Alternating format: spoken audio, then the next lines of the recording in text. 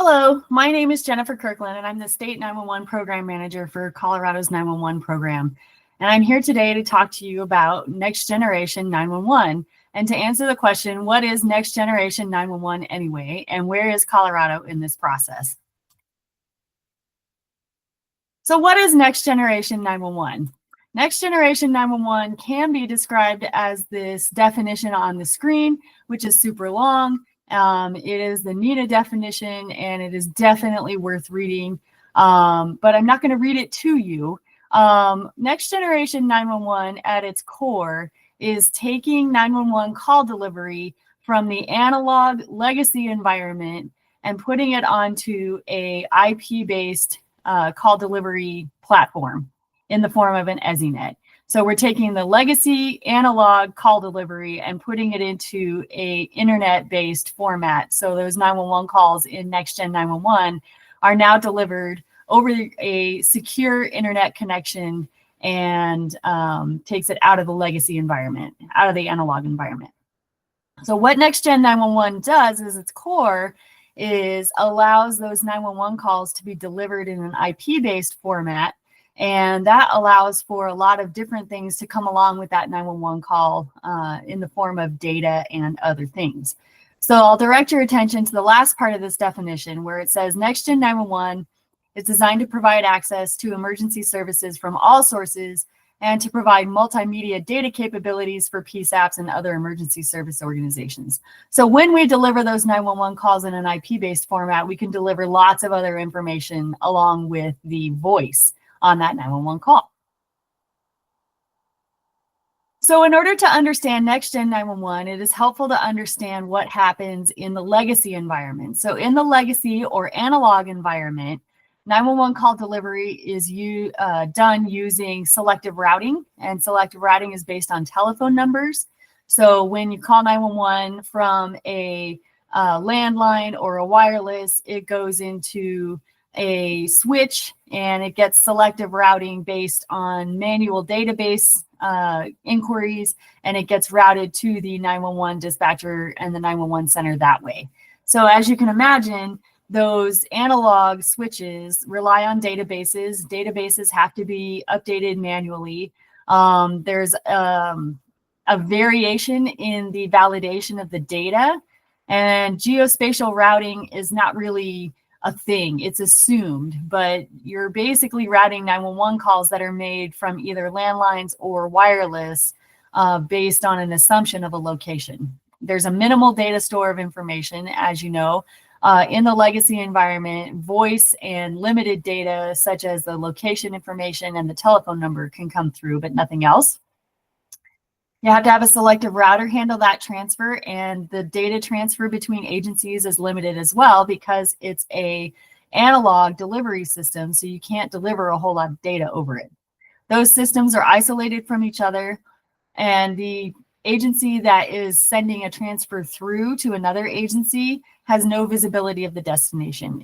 That legacy system can't see the other system.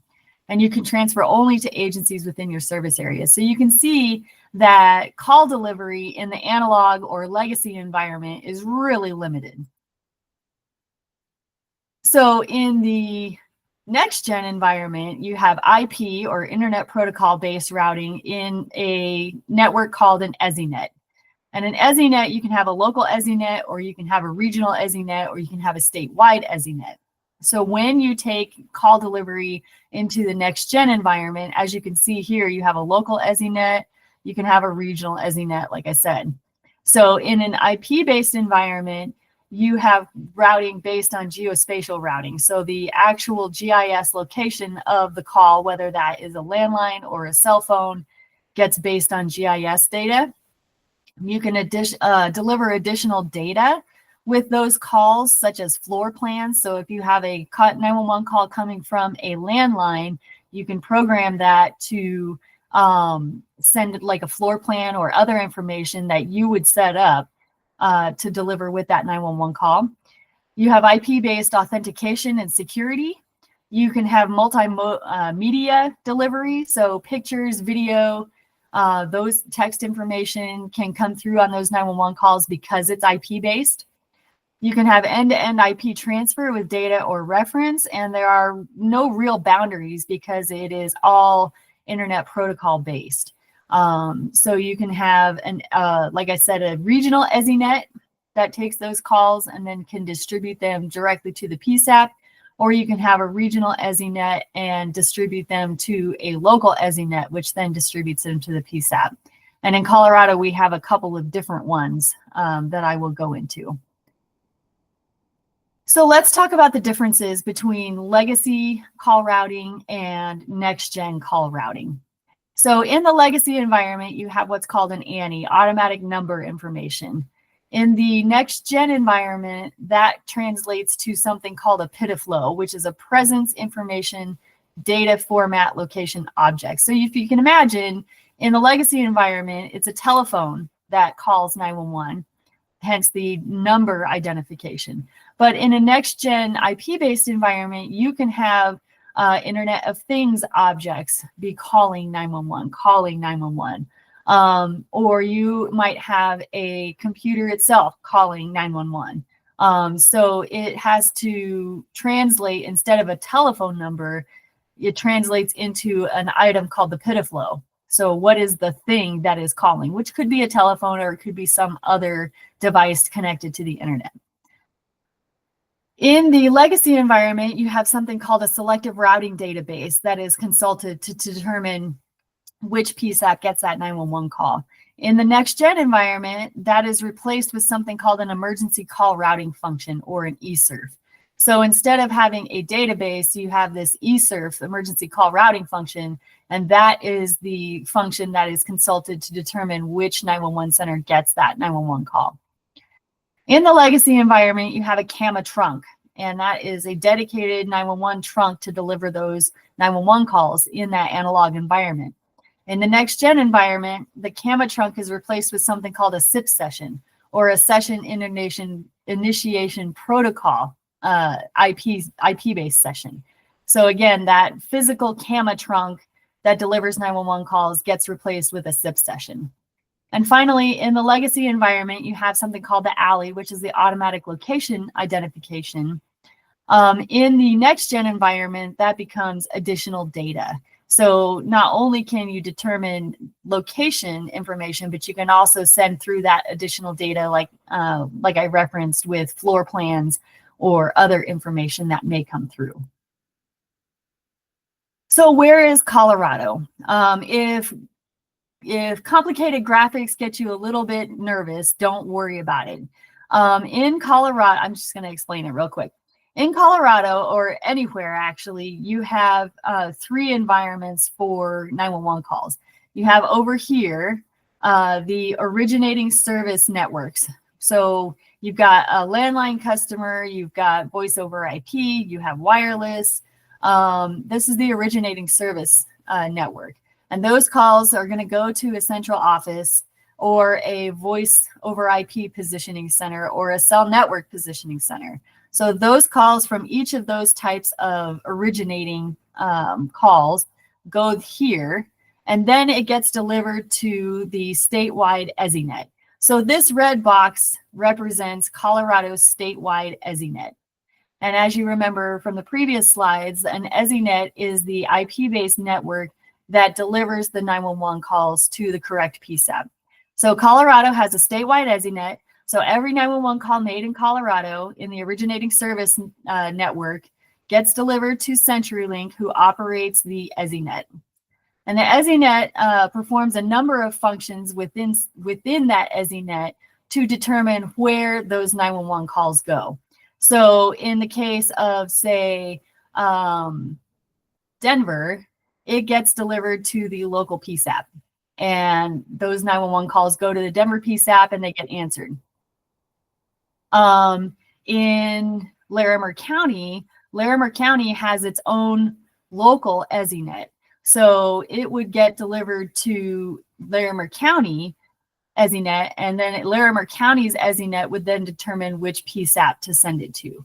So Jefferson County also has its own local EZNet, and then the vast majority of Colorado gets their calls delivered directly from the statewide EZNet to their PSAP.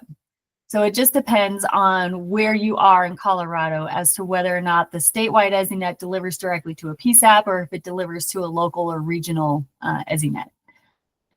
What about text to 911? Well, right now, text to 911 is not offered in the EZNet environment. It's offered down here through interim text to 911 providers. So those agencies that are getting text to 911 are getting it over the top or outside of the EZNet.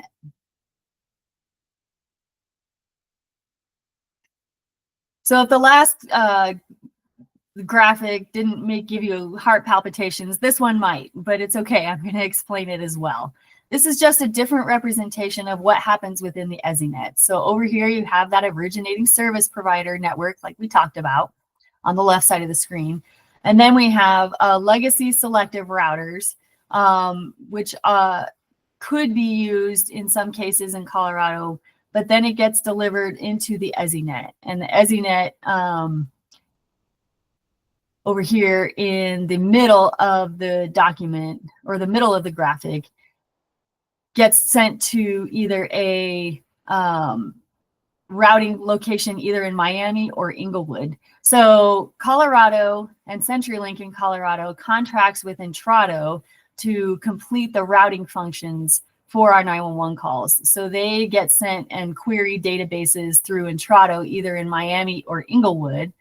They go through a lot of what I'll just call next-gen core services right here in the middle. And I'll explain those in a little bit later in the webinar here.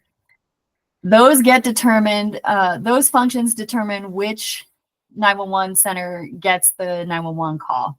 And again, it either goes to the regional EZNet in the case of Larimer County or Jefferson County like we talked about, or it goes directly to the PSAP. So where is Colorado? I'm going to talk about next-gen core services, and then I will answer the question about where Colorado sits as far as full implementation of next-gen 911. Going over here to the legend, a lot of the next-gen core services are over here in this legend, and we're going to talk about that in the next slide. What is next-gen core services? So next generation 911 is not so much of a concrete destination as it is the incorporation of a lot of different core services in order to achieve next-gen 911. So the base set of services needed to process a 911 call on an EZNet includes an emergency services routing proxy, an emergency call routing function, a location validation function, and a border control function. You also need to incorporate a bridge, a policy store, logging services, and typical internet protocol services such as domain name and host configuration protocol. So the term next-gen 911 core services includes the services and not necessarily the network on which they operate. So if you go back and ask the question, well, where is Colorado in the next-gen 911 implementation process? The answer is that we've incorporated some of these next-gen core services, but not all. So Colorado is in a transitional phase of moving from legacy 911 to next-gen 911. We've completed the first step in that we have a statewide EZNet and that our calls are delivered in an IP-based format to 911 centers. But some of these next-gen core services have yet to be implemented and put into place. Other elements of next-gen 911 include GIS. So in a legacy environment, you rely on what's called a master street addressing guide and associated databases. And that the master street addressing guide is the tool that legacy systems consult to determine where to send that 911 call, which proper 911 center to receive it. In next-gen 911 service, that's going to be replaced by GIS. And so the GIS positioning of the device making the request for service, whether that is a wireless phone, whether that is a landline phone, whether that is a voice over IP, it's going to need a GIS location to send for routing purposes. GIS is also going to be critically important in next-gen 911 because those routing functions rely on GIS data in order to determine which PSAP gets that call and which agencies are going to respond to that call, which fire department, which EMS, which law enforcement, and so on and so forth. So we're going to talk a little bit more about GIS, but GIS is a crucial element of NextGen 911. The next crucial element is standards. As you can imagine, you've already seen that NextGen 911 is achieved on a statewide basis. That's statewide EZNet, and all the things that are going to happen within it need to happen on a statewide basis, which means that the 911 centers in Colorado and the 911 governing authorities need to have a set of standards to agree upon in order to have those 911 calls delivered. So NENA has a set of standards. APCO is also a standards making body, and it's critical that as we go forward in determining NextGen 911 core services, that we agree upon a standard that those services must meet in order to deliver our 911 calls in a universal way across the state. We also need to be thinking about system logging and monitoring. Obviously, in the NextGen 911 environment, 911 calls may include more than voice. So we've got voice recording down pretty good at the PSAP level, but we need to be thinking about how to capture the data that might come through on NextGen 911, the text information, the floor plans, the other data that might come through, and how does that get logged and how is that monitored? So that's another piece of information to be thinking about with NextGen 911. Applications are also going to be critical in the NextGen 911 environment. As I said, in the legacy environment, it's a phone call that comes to 911, but in the NextGen environment, it could be coming from an application. It could be coming from an Internet of Things device. In the future, it's possible that a smart fire alarm or a smart smoke sensor may have the ability to reach 911 and transmit data that would come into the 911 center, because it's being delivered on an IP-based system. So applications and the Internet of Things are other things that we need to be thinking about as we implement NextGen 911 in Colorado. So why are we doing this? Well, one reason is that 911 call delivery across the country is moving toward next generation 911. And 911 call delivery providers such as CenturyLink are moving away from those legacy environments and moving into NextGen 911. So it is critical that Colorado keeps step with what's happening with the rest of the nation so that we don't fall behind in the technology, and also because our provider, CenturyLink, is going to stop supporting those legacy call routing delivery. And so we need to make sure that we are moving into the NextGen 911 environment. But the NextGen 911 environment also allows for better call routing. Because it's based on GIS information, that GIS data is much more accurate than an MSAG can be or a static address can be, and so it allows for better call routing. It also allows for data other than voice on requests for assistance. So you'll see that in telematics in vehicles when they crash and they're sending information to 911 centers. That data can come over a NextGen 911 system. As I said, Internet of Things that are going to send information, that's data other than voice, and that can come through to the 911 center and to the responders over an EZNet. It also allows for better call transfers with location information and other data. So in a NextGen 911 environment, it's much easier to transfer those 911 calls with all of the data that came with the original request for assistance to another comm center if it's necessary. It also allows 911 centers in Colorado to back each other up much more easily in case of a PSAP evacuation or an outage situation. Because it's all IP based, it's easier to pivot and start sending 911 calls to another center. It also allows more options for 911 centers to manage their calls in an overflow situation. And finally, it can allow for standardization of services and access to services. So there's a wide variety of access to 911 services in Colorado, and NextGen 911 provides that standardization so that we can provide excellent 911 access to all of Colorado's citizens and guests. So what are the challenges to NextGen 911 in Colorado? One of them is the disparity of resources. As I said, in Colorado, there's a wide variety of funding for Colorado PSAPs. There's a wide variety of 911 personnel training. There's a wide variety of experience level at the leadership level.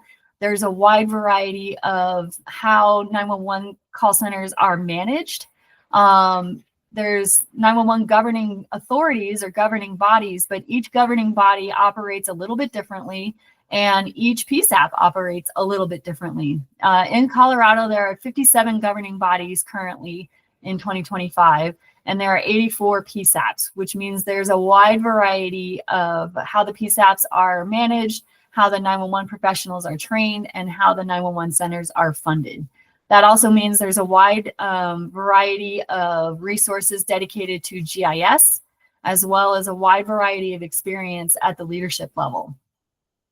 There are also silos in Colorado, in that there are 911 governing authorities that do not interact with each other or the governing authorities around them. And there are PSAPs in Colorado that do not operate or work together with their surrounding PSAPs. And so it creates silos in Colorado, and those silos can be challenging when implementing NextGen 911, because as you can see, NextGen 911 is all about connecting those PSAPs and connecting those resources. And so the silos that exist in Colorado can be a challenge to implementation of NextGen 911. So what are your next steps? If you are a PSAP leader or a 911 governing authority, you really should be thinking about your GIS readiness. Everything in the NextGen environment relies on GIS, from locating the caller to determining call routing. All of that is GIS based.